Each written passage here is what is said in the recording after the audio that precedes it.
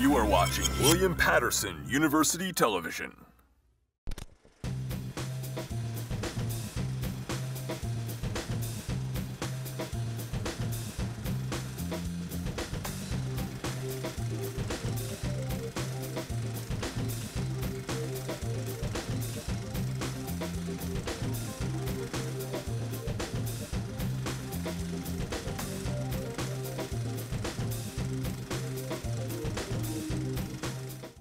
Good afternoon and welcome to SFA Presents, where we exhibit the works of the talented filmmakers here at William Patterson University. I'm your host, Johanca Vallejo, and today we have a very special alumni. This person's film won Best Student Film at the 2013 Garden State Film Festival. This person is also a former Student Film Association president and is currently a freelance filmmaker and photographer. I'd like to present the director of award winner of The Shadows, Josh Pomponio. Josh, thank you so much for being here. How do you feel? Good, thank you. Thank you for having me. All right, so I want to talk a little bit about your film, When They're in the Shadows. What's the plot of the film? So the plot of the film is about this guy who's down on his luck, and he's really kind of praying for something good to happen to him. And he plays the lottery, but he doesn't, and he wins, but he doesn't win the mega jackpot. He wins, a couple of bucks, and so he decides to pay the kind of good karma forward when he sees a woman being mugged and helps her out, has her money taken, so he decides to buy her a train ticket home, and just it's about like people trying to do the good thing and pay forward goodness. Okay, so I just want to know, I know that this film is in black and white. Why did you choose to have it in such a way? So there's two reasons, actually. One is I've always been a fan of older cinema and foreign cinema, and a lot of that is done in black and white. And so that's kind of my homage to my influences. Second reason was, at the time, I didn't like the look of digital video. It looked like digital video. Okay. And to me, one of the ways to get around that was to just take all the color out and kind of make it look different. Okay. Now, the title, Winner of the Shadows. Yes. Right. Does that have to deal with the black and white? Like, does that have any sort of correlation? No, not really, actually. Because of shadows, or like? But I mean, it could. You could say it does. But in truth, it was this film was done for a Film 2 class with Miss Guerreri, and so we were broken down into like 3 different groups, and every group had the same script. And I think the script was just titled like Winner or Lucky Winner or something like that. And I wanted to make a longer title because when we translated to French, the name Winner would only just like one word. And I just want to have a really long, foreign title to the film. Okay. Now, can you tell us a little bit about the Garden State Film Festival? Sure. That is a pretty big film festival that's held every year, usually in March and April, down the Jersey Shore. When I was there, it was held in Asbury Park. And in the last couple of years, they moved around a bit because of different issues. It was in Atlantic City for a few years. Now I think they're going back to Asbury Park.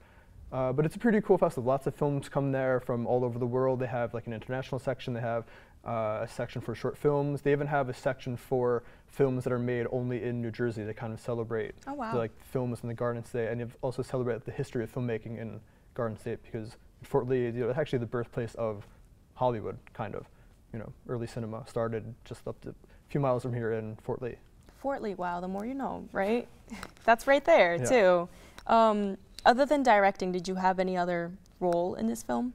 No, this is actually one of the few films I made where I was only in one position, because we were in a group for a class project. So I was the director, I had a person who was producing with me, and my other partner was the cinematographer. So it was really, it was a nice collaborative effort between the 3 of us in the group, plus all the other people we got involved as actors and everyone else. Okay, now was this film your original concept? No, well, yes and no. The concept of how to shoot it was, my idea. But like I said, the script came from Professor Guerreri. She gave everyone, I think it was the same script, and we were allowed to kind of change it a bit, kind of add a little bit here and there, but not really like radically. But we had to make the same story. We couldn't just do a whole new concept. Did you also have did you have to use the same dialogue? Did she give you the dialogue, or was it just the plot? She just gave us the plot, and I think some of the dialogue was there, but it was really just the story that was there, and we were kind of left to come up and make it our own film. All right. Well, I'm really excited to take a look at it, so why don't we take a look? Sure.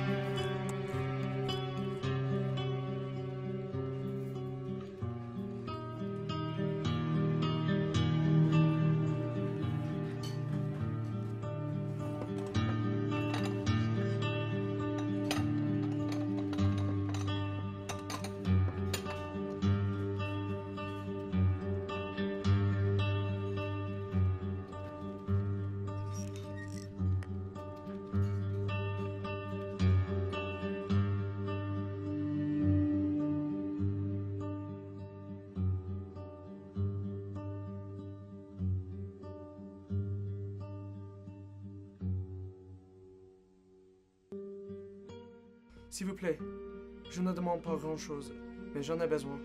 Je promets de faire du bien avec l'argent. J'aiderai les gens. J'en donnerai la moitié aux autres. Louis! Qu'est-ce que vous faites là-bas? Reprenez votre travail. Les clients de la table 3 ont quitté depuis 10 minutes. Parfait.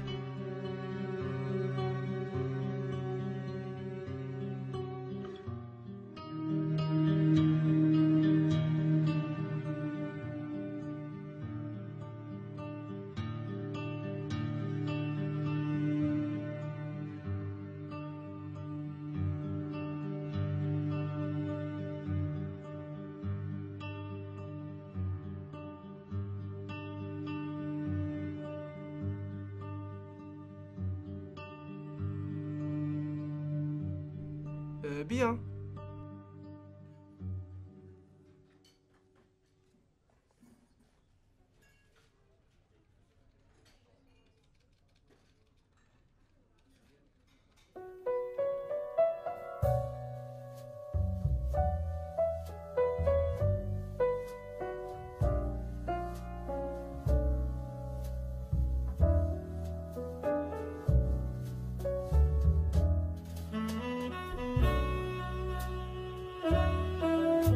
Vous allez bien? Un femme a volé mon sac. Maintenant, je ne peux pas prendre le train de retour. Ah, je suis désolé, madame. Est-ce qu'il y a quelque chose que je puisse faire? Seriez-vous assez gentil pour aider une pauvre fille comme moi? Peut-être. Donc...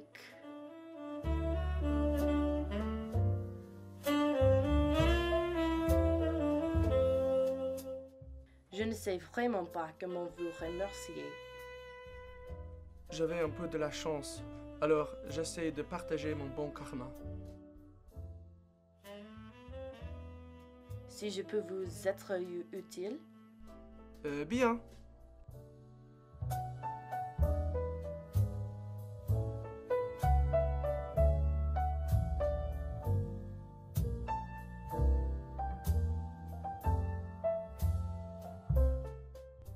Gardez la monnaie. Merci.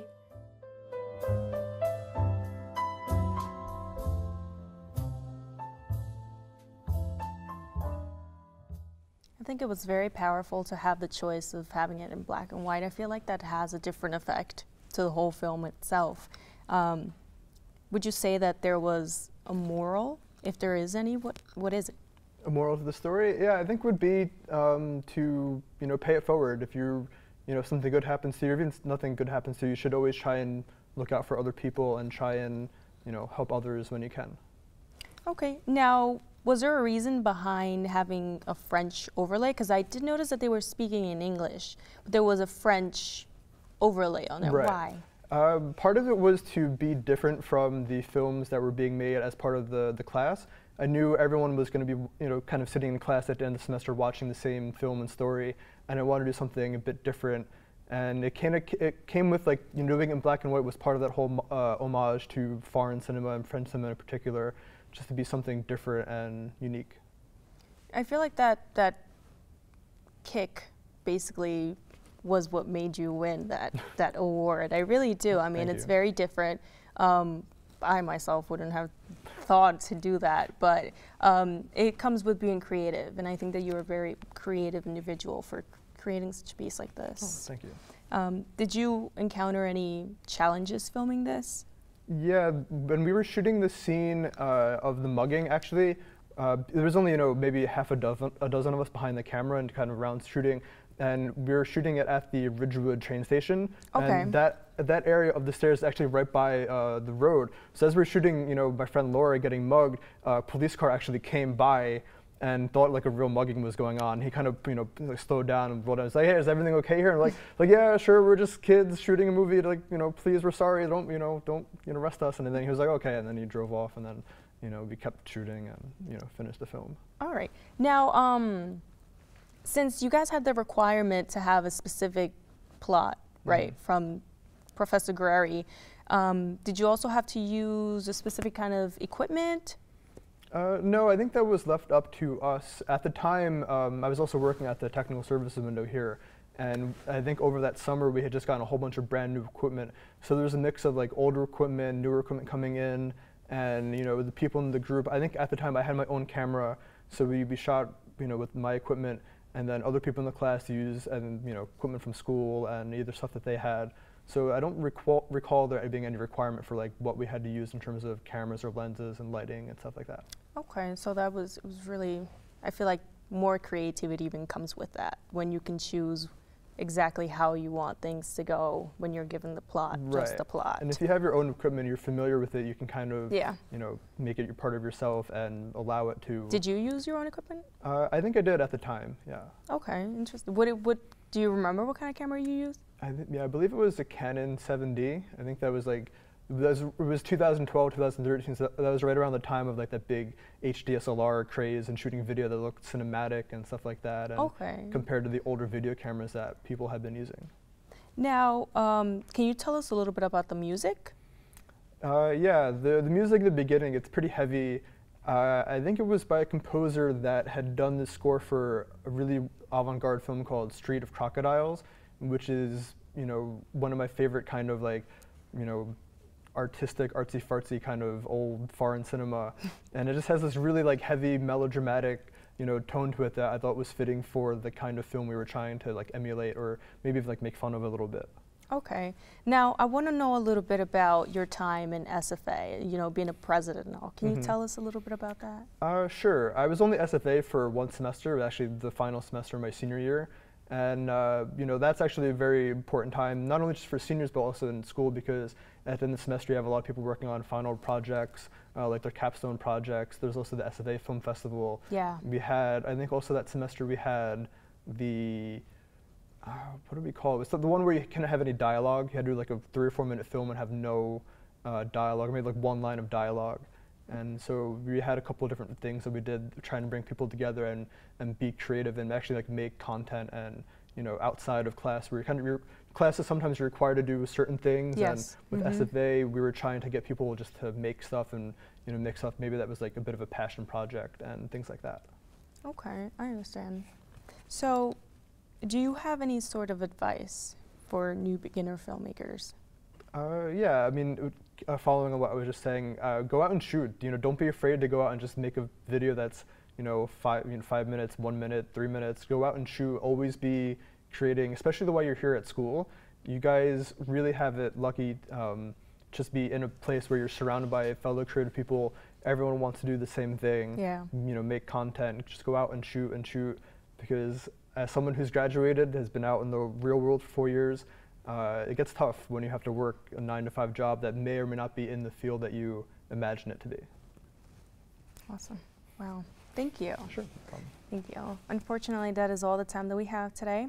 Thank you so much to Josh Pomponio for being with us. Thank you to everyone for watching. And remember, Student Film Association meets every Thursday during Common Hour. That is 12:30 p.m. to 1:30 p.m. at Hobart Hall in Screening Room 140A. Also, you can follow us on Instagram at WPUSFA for more information on upcoming events. Stay tuned for Season 3 soon to come.